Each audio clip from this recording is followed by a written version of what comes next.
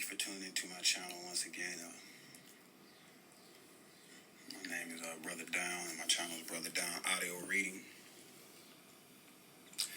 And for some strange reason, I had just woke up with this thought in my head. I don't know why, but my channel covers history and facts and things of that nature, things that happened in the past that many of us have forgotten, and then things that happened in the past that we never even known anything about. And that's another reason why this channel has been created also. But I had thought about the country Liberia. That's where we're going to start off. That's where I wish to start. Okay. And I'm actually reading this part right here from Wikipedia. And it's Liberia. Officially, the Republic of Liberia is a country on the West African coast. It is bordered by Sierra Leone to its northwest, Guinea to its north, Ivory Coast to its east, and the Atlantic Ocean to its south and southwest. It has a population of around 5.5 million and covers an area of 43,000 square miles. The country's official language is English. However, over 20 indigenous languages are spoken, reflecting the country's ethnic and cultural diversity. The capital and largest city is Monrovia. Okay, Monrovia, pay attention to that. Liberia began in the early 19th century as a project of the American Colonization Society, ACS, which believed black people would face better chances for freedom and prosperity in Africa than in the United States. Between 1822 and the outbreak of the American Civil War in 1861. More than 15,000 freed and freed-born African Americans, along with 3,198 Afro-Caribbeans, relocated to Liberia, gradually developing an Afro-Liberian identity. The settlers carried their culture and tradition with them. Liberia declared independence on July 26, 1847, which the U.S. did not recognize until February 5th, 1862. Liberia was the first African republic to proclaim its independence and is Africa's first and oldest modern republic, along with Ethiopia. It was one of the two African countries which maintained its sovereignty and independence during the European colonial scramble for Africa during World War II. Liberia supported the United States war effort against Germany, and in turn received considerable American investments in infrastructure, which aided the country's wealth and development. President William Tubman encouraged economic and political changes that heightened the country's prosperity and international profile. Liberia was a founding member of the League of Nations, United Nations, and the Organization of African Unity. The Americo-Liberian settlers did not relate well to the indigenous people they encountered. Colonial settlements were raided by the Kru and Grebo from their inland chiefdoms. Americo-Liberians formed into a small elite that held disproportionate political power. Indigenous Africans were excluded from birthright citizenship in their own land until 1904. In 1980, political tension from the rule of William R. Tolbert resulted in a military coup, marking the end of the Americo-Liberian rule and the seizure of power of the Liberians' first indigenous leader, Samuel Doe. Establishing a dictatorial regime, Doe was assassinated in 1990 in the context of the First Liberian Civil War, which ran from 1989 until 1997, with the election of rebel leader Charles Taylor as president. In 1998, the Second Liberian Civil War erupted against his own dictatorship, and Taylor was overthrown by the end of the war in 2003. The two wars resulted in the deaths of 250,000 people and about 8% of its population, and the displacement of many more, with Liberian economy shrinking by 90%. A peace agreement in 2003 led to democratic elections in 2005. The country has remained stable since then. Remember at the beginning of the recording, I had mentioned I had a thought, and the thought was President Charles Taylor, who once led the country Liberia.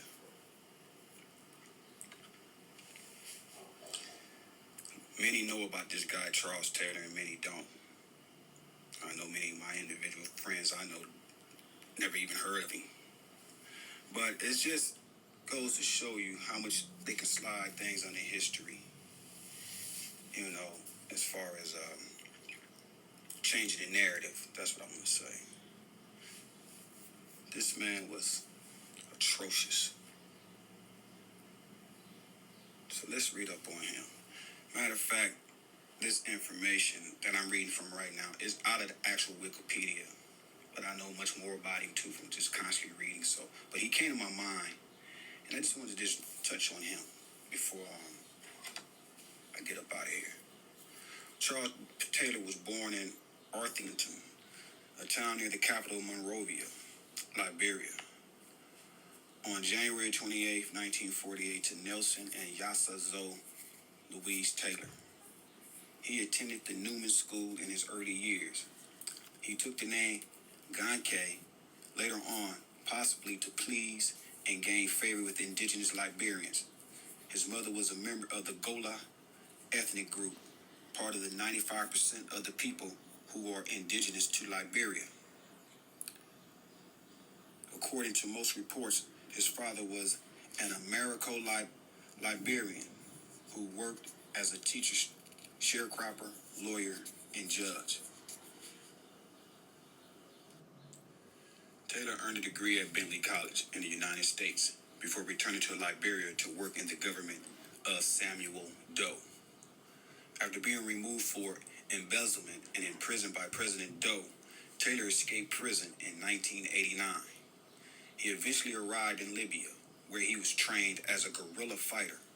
He returned to Liberia in 1989 as the head of a Libyan-backed rebel group, the National Patriotic Front of Liberia, to overthrow the Doe government, initiating the First Liberian Civil War, 1899 to 1996. Following Doe's execution, Taylor gained control of a large portion of the country and became one of the most prominent warlords in Africa, following a peace deal that ended the war. Taylor was elected president in the following election. During his term of office, Taylor was accused of war crimes and crimes against humanity as a result of his involvement in the Sierra Leone Civil War from 1991 to 2002. Domestically, opposition to his government grew, culminating in the outbreak of the Second Liberian Civil War from 1999 to 2003. By 2003, Taylor had lost control of much of the countryside and was formally indicted by the Special Court of Sierra Leone. That year, he resigned as a result of growing international pressure. He went into exile in Nigeria in 2006.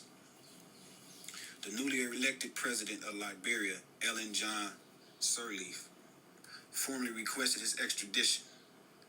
He was detained by UN authorities in Sierra Leone and then at the penitentiary institution Haggleden in The Hague, awaiting trial by the special court. He was found guilty in April 2012 of all 11 charges levied by the special court, including terror, murder, and rape. In May 2012, Taylor was sentenced to 50 years in prison. Reading the sentencing statement, presiding judge Richard Luzik said, the accused has been found responsible for aiding and abetting as well as planning some of the most heinous and brutal crimes in recorded human history. And I'm not even done. There's a little more I want to bring to your attention. It's just that this man's name just came to my thought today, so I just thought I'd share some information that I know many people don't know. And this is on Wikipedia. Now, here's another little section: the government imprisonment and escape. Taylor supported the Libyan coup d'etat led by Samuel Doe, which resulted in the murder of President William Tolbert and seizure of power by Doe, who established the People's Redemption Council. Taylor was appointed to the position of Director General of the General Service Agency, a position that left him in charge of purchasing for a Liberian government. He was fired in 1983 for embezzling an estimated $1 million and $2.57 million in 2023 at that time, and sending the funds to another bank. Taylor fled to the United States, but was arrested on the 21st of May of 1984 by two U.S. deputy marshals in Somerville, Massachusetts, on a warrant for extradition to face charges of embezzlement, $1 million, $2.48 million in 2003, of government funds while he was a GSA boss. Taylor fought extradition with the help of a legal team led by former attorney Ramsey Clark. His lawyer's primary argument before the U.S. District Magistrate Robert J.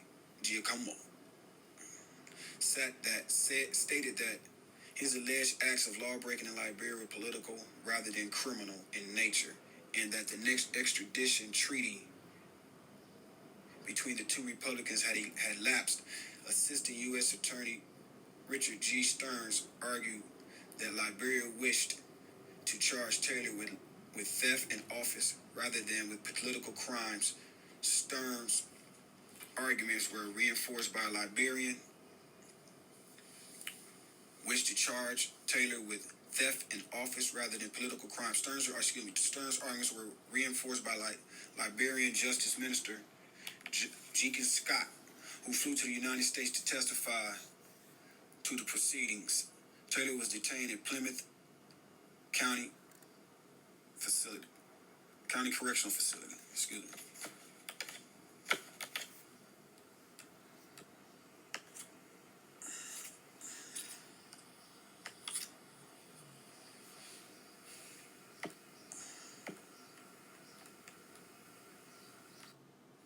On September the 15th, 1985, Taylor and four other inmates escaped from the jail.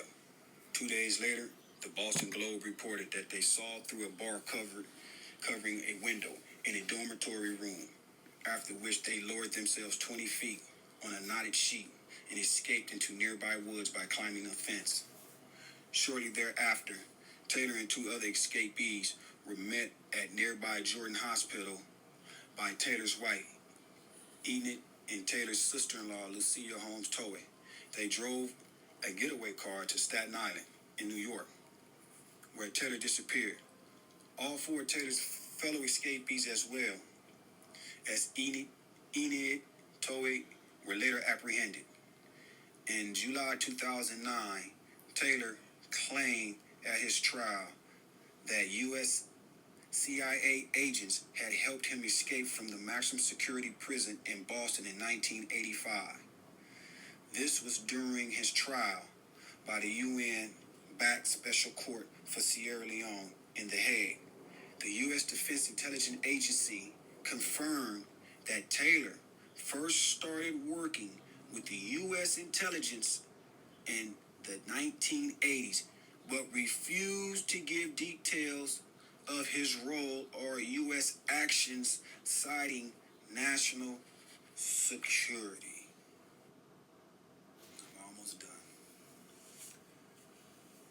But I know many of y'all never even heard of this guy. Many of you guys ain't never did no actual research on this individual. But But really, the bottom line is that evil exists. It's just that simple. It's just that simple. It doesn't matter what color you are. Evil exists. Now let me finish this verdict. The verdict was announced in Leeson Josh Howe, however to pronounce that word, on April 26, 2012. The SCSL unanimously ruled that he was guilty of all 11 counts of aiding and abetting war crimes and crimes against humanity, making him the first former head of state to be convicted by the International Tribunal since Karl Donitz at the Nuremberg trials. Taylor was charged with, listen to these counts, bro. Count 1, act of terrorism. Count 2, murder. Count 3, violence to life, health, and physical or mental well-being of persons, in particular, murder, rape, sexual slavery, and any other form of sexual violence. Outrages upon personal dignity. Violence to life, health, and physical or mental well-being of a person, in particular, cruel treatment, other inhumane acts, conscripting or enlisting children under the age of 15 years into armed forces or groups, or using them to participate actively in hostilities, enslavement, pillage. Thank you for allowing me to hold you up for this hot little second and read you some important information. It's something that just hit me, and I'm hoping that it makes your day. And like I said, I appreciate you tuning in and finding my channel. And I want you to have a great day. But as always, may God guide you and bless you all.